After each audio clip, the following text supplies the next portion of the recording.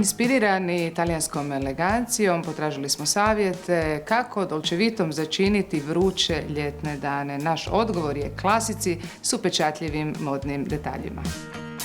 Gledajući u čem si me dočekala, znam da je ovo onaj simple Italian, a najviše odiše time što su te cipele koje imaš jednostavno čudesne. To je uvijek ono što se uz jednostavne kombinacije, bijelu košulju, traperice, bijelu majicu, uvijek se može naći neki dodatak, nešto što iskoči i što čini cijeli outfit drugačijim. I to je nekako ono što ja volim. Svi mogući uzorci, sve boje dolaze u obzir. Ako se radi o cipelama na pet, onda su ipak one neke niže pete i širje pete. Zato smo mi to i nazvali jednim putovanjem kroz gradske ulice, ali bih voljela da to prenesemo na zagrebačke ulice. Može?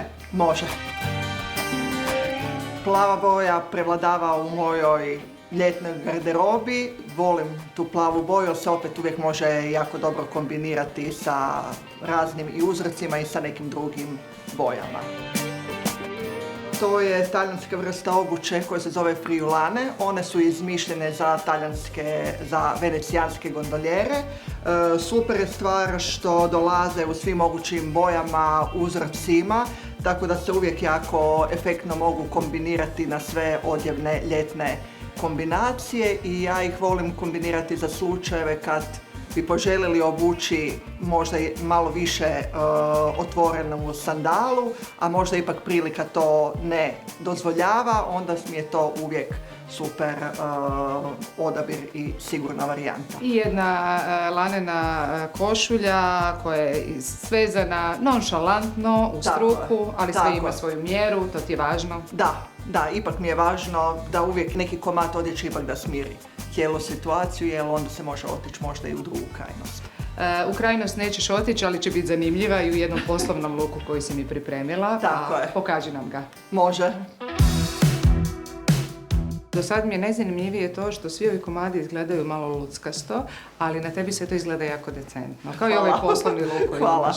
Možda to je dio mog karaktera. Možda sam tako baš i krenula sad nositi takve stvari, jer se konačno u tome osjećam opušteno. Meni ne pristaju baš klasični sakoji, jer sam visoka pa zbog dužine ruke i tako. Shvatila sam s godinama da je ovaj kroj nešto što mi najbolje odgovara, a uvijek se može koristiti ako treba baš neka stroga poslovna kombinacija uz hlače od odjela, a opet fantastično izgledaju straperice i nekakve balerinke, izgleda potpuno ležerno. Ne znam zašto, ali ne nosim nakit, tako da je isto možda to razlog zašto volim malo dodati neki sjaj. Čak mi se čini da u odjevnim kombinacijama možemo se držati nekakvih basic stvari, a onda sa cipelama i torbama podignuti cijeli komplet i izgledati apsolutno primijećeno.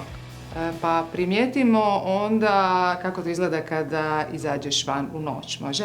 Može.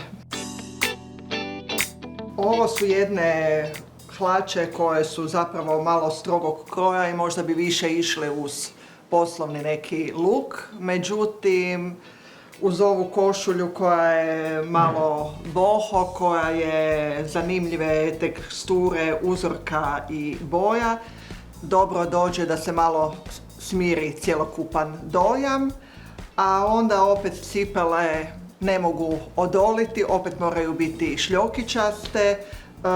Sviđa mi se kod njih što su ravne, a opet su izdužene i malo otvorene, tako da i dalje čine nogu elegantnom. I još jedan savjet za talijansku eleganciju koju bih ja već sutra mogla prenijeti na ulice ovoga grada. Budi hrabra i sve je dozvoljeno.